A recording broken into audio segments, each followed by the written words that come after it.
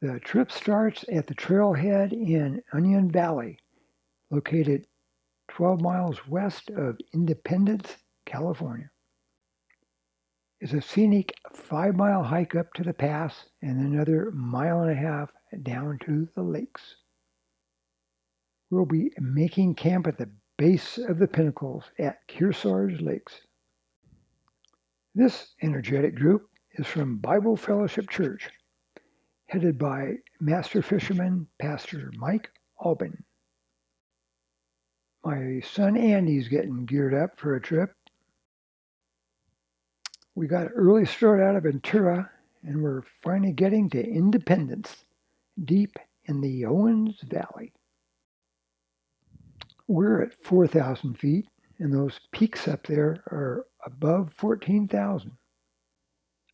We'll be at 9,000 feet when we reach Onion Valley. That's Independence Creek winding down out of the foothills. And here we are. The parking lot's at the lower left, and the primitive trail camp is at the lower right. We're getting unloaded here to spend the night at the trailhead. Bears are a problem in the Sierras, and especially this valley. We've got some dinner here out at Independence Creek. And good morning. We're getting an early start. Before we hit the trail, we got to check in with the Wilderness Ranger. It's reservations only.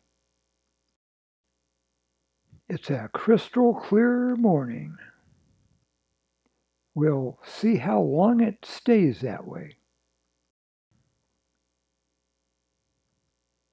And we're off, with Pastor Mike at the lead.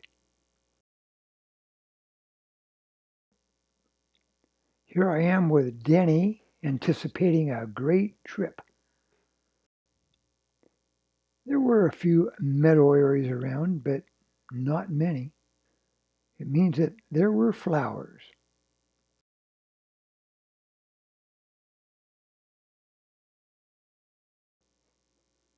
We're going to be passing a lot of fellow hikers along this trail. This is a familiar trail blaze that you see on the trees up here. Oh, here comes a pack train passing us up already.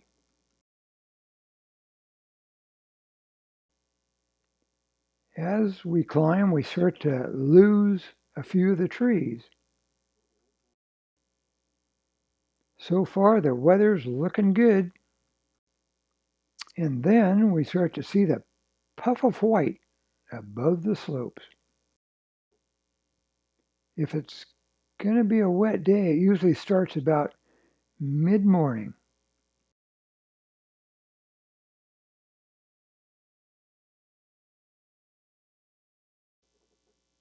And building.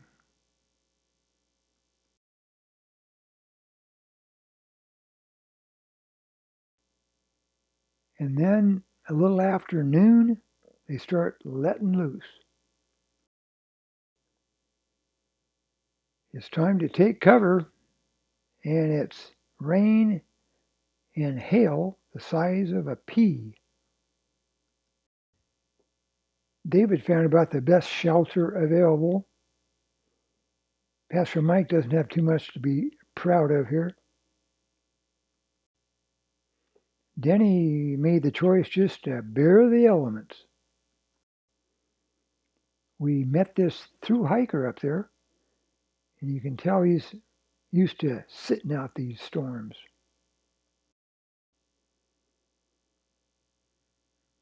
And then it looks like we're starting to get a break in the weather. It's always nice to see that sun starting to break through.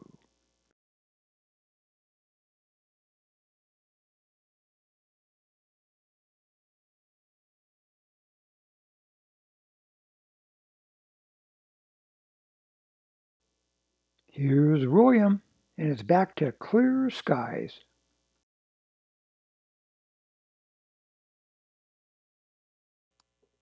This guy and his son were preparing to camp here at Matlock Lake, and we let him know that he was at risk because the Forest Service didn't put out bear boxes at this time.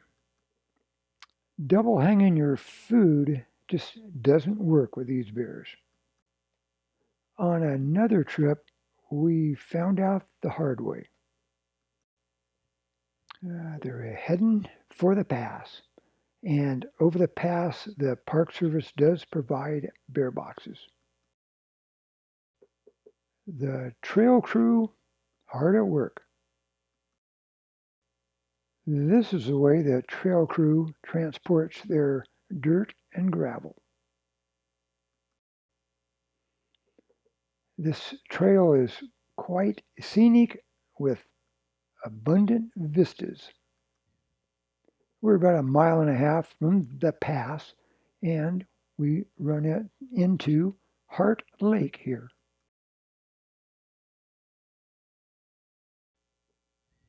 And this is Heart Lake, a little bit further up the trail.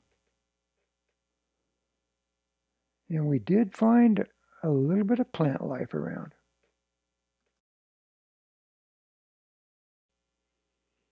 We've got to Big Pothole Lake. Here we are looking down on the lake. It means that we're about a mile away from the pass now.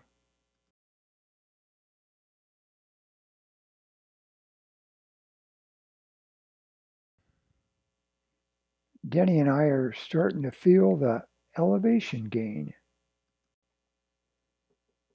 The climatic conditions have got to be a challenge for these plants up here.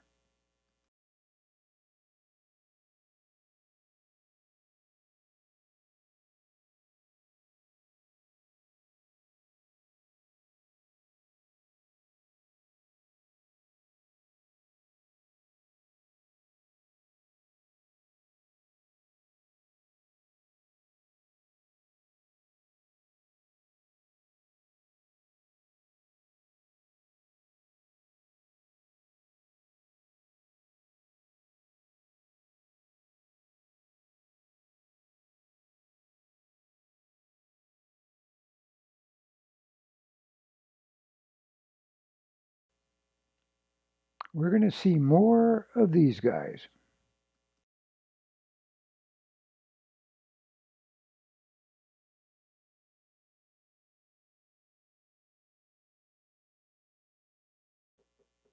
And we finally made it. A 5-mile steady climb from the trailhead.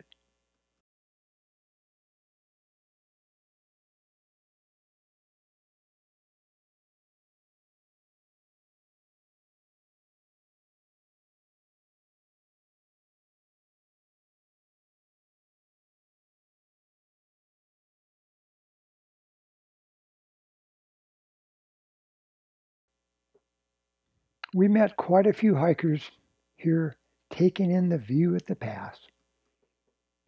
We saw this guy coming up, we'll call him Hercules, and we found out that he had already been up here once with his pack and turned around, went back a mile and a half, picked up his daughter, and was just about up to the pass again. Now, Denny and I were suffering a little bit with elevation sickness, and we had no idea how somebody like this could pull this off. We were all just enjoying the moment.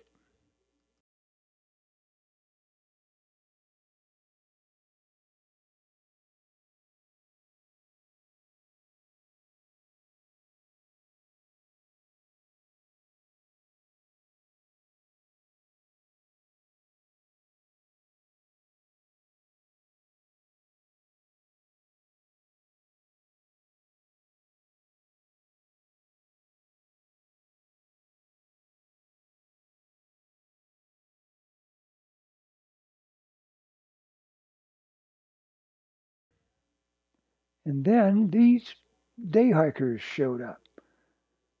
It's a hiking club from Bishop, California, and they put us all to shame. With the wind knocked out of our sails, we pick up our packs and head down towards Kearsarge Lakes. We continue to pass hikers. This poor guy was badly sunburned, and he'll wear a hat next time. We're getting closer to those lakes and the end of the trail for today. We passed a few of these day runners, and they probably cover 20 or 30 miles a day. She was having the time of her life.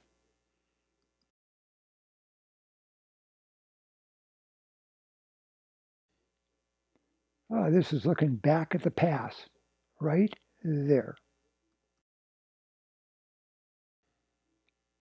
Won't be long now. Now this guy had on a 65-pound pack, a little bit more than I'm used to. The flat area just above the lakes had some meadow areas located in them.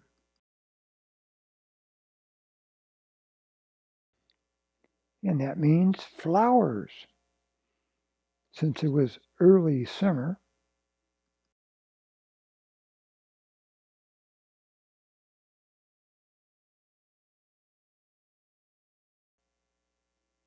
here the lakes are, set right beneath the pinnacles. And here we are, we made it. Just look at these happy campers.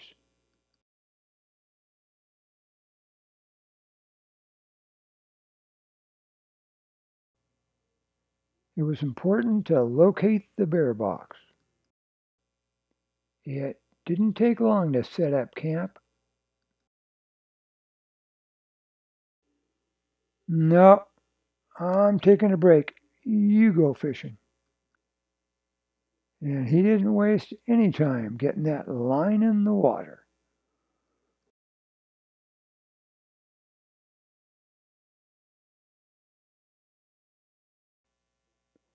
David was getting in the act. Pastor Mike showed him how it was done. Even this guy woke up and followed suit. Back at camp, Marty here is the master chef. We had company at times. These guys had each other's back. They were so cute and friendly and especially hungry. We caught this one in the act cleaning the dishes.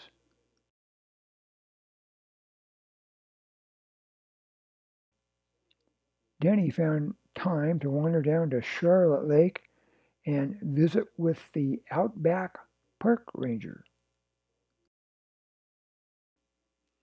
We had so much fun this year that next year we invite Adam and Andy along on the trip. This is what Bullfrog Lake looks like. And from Bullfrog Lake, you can take the Pacific Crest Trail south and get into this area. David and I took a half a day and wandered down and checked it out. This is Vedette Meadow with Vedette Peak in the background. Now we jump ahead 6 years, and you can see that Andy's gotten a little bit bigger, and he's invited his friend Matt on a trip to Kearsarge.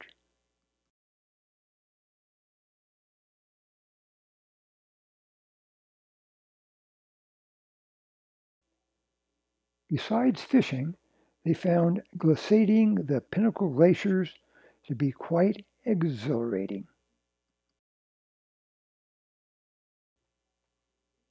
It's break time at the switchbacks.